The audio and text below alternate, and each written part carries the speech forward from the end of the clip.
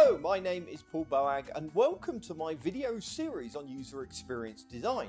On this video, I want to talk to you about content migration, because if there is one phrase that fills me with dread, it's the phrase content migration. The idea that you might want to migrate all of your content from your old site to your new one just boggles my mind. To refresh an entire website, but to ignore the content has to be a sign of madness, surely. To ignore the content on a website is to ignore users' needs. It's the content and functionality that caters for those needs, not the design.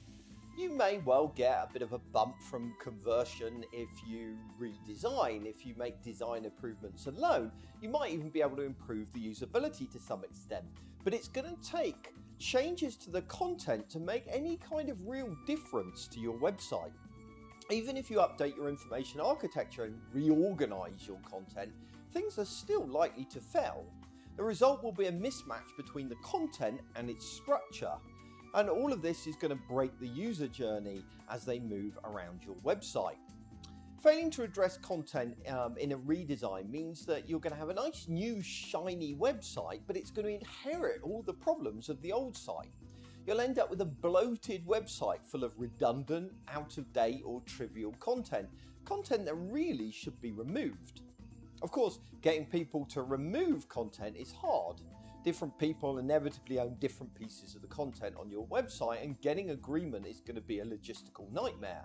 But that said, you will never have a better opportunity than when your site is being redesigned. After all, it's one of the few times people are actually open to change. You might be thinking that you've got no choice, that your site is so large and unwieldy that you couldn't possibly audit everything, and that without auditing everything, you can't decide whether content should stay or go. You might also be thinking that the political battles are too huge, that there's no way you could tell one colleague that you're going to remove their content while keeping the content from another person, and that those kinds of challenges are insurmountable. And to be honest, those are all good points. But what if you started from scratch? What if instead of deciding what to remove, you just removed everything? Then you don't need to do an audit, do you? Because you've removed everything. You also are going to have less political fights. After all, you're treating everybody equally. You're removing everybody's content. Now, I know what you're thinking. You couldn't possibly write content from scratch for your entire site. It's just too big. But here's the thing. Your site doesn't need to be that big. In fact, it doesn't need to be anywhere near that big. When the European Commission reviewed their content, they ended up removing 80% of it. Take a moment to look at your analytics. I bet the vast majority of traffic to your website only hits a fraction of the pages there. I also bet that if you've got a big site, there's an enormous proportion of pages that are rarely viewed at all. In truth, 80% of your audience only really needs about 20% of your content. So cut the rest, at least to start with. You can always add content back in later if there is a proven case to do so. You see, by starting from scratch, you change the default of the argument with your colleagues. Instead of having to argue for every page that you want to remove, they are going to have to argue for every page that they want to add. And that's a much more healthy starting point, because it makes every piece of content justify itself. Instead of migrating content, start by understanding what questions your users have. What tasks do they want to complete? Carry out something like a top task exercise, or run some user surveys, or talk to frontline staff. Also, be sure to look at what people search on when they visit your website.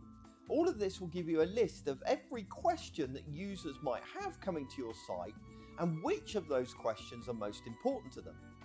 Next, write the answer to each of those questions in priority order. By starting with the most important questions, you can launch early and then fill in the other questions later. Feel free to reference the old content on your old website for inspiration, but the aim of the exercise here is to answer questions, not to create another online brochure that just promotes your business. If you answer user questions, you'll do that by default. With the biggest questions answered and a list of the other questions identified, you can begin to organise them around any functional tasks that need to be done alongside those. Carry out some card sorting exercises to ensure that the structure reflects the user's thinking, their thinking, not your organisational needs. Once you've done all that, you can actually go ahead and launch your website. It doesn't need to be finished. Sure, there'll be many pieces of content missing, many questions unanswered, but you can always add more by monitoring what users are asking and responding by answering them on the website. You can start with a minimal viable product. The result will be a much more focused website, focused on the user's needs and ones that answers their questions in such a way that it's so much easier for them to find those answers. They're no longer going to be looking for a needle in a haystack. But most importantly and most interestingly, you're also going to create a site that's much easier to maintain, and that makes it much easier to evolve over time.